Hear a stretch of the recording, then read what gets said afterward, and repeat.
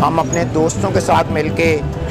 इस चीज़ को जो है ना हमने सोचा कि इसको शुरू करें। सबसे पहले एक पॉइंट इसका लगाया और जब वहाँ पे रिस्पांस देखा और फिर साथ ही इसके दूसरा पॉइंट शुरू किया, फिर आज ये माशाल्लाह चौथा पॉइंट है।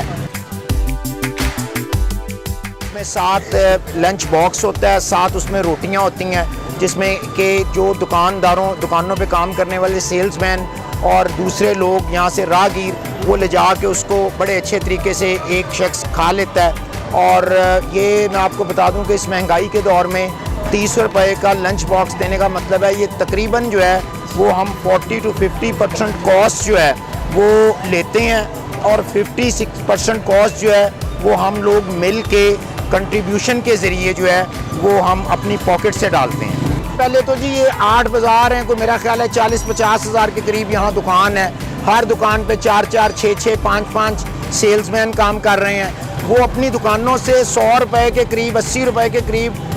खाने का ख़र्चा लेते हैं। लेकिन उनके लिए ये एक बड़ी सहूलत है कि वो यहाँ आते हैं 30 रुपये का लंच बॉक्स लेके और वो जनाब इसको लेके बाकी पैसे उनके वही उनके किराए में, उनके पेट्रोल में, उनकी बाकी चीज़ों में इस्तेमाल हो जाते हैं।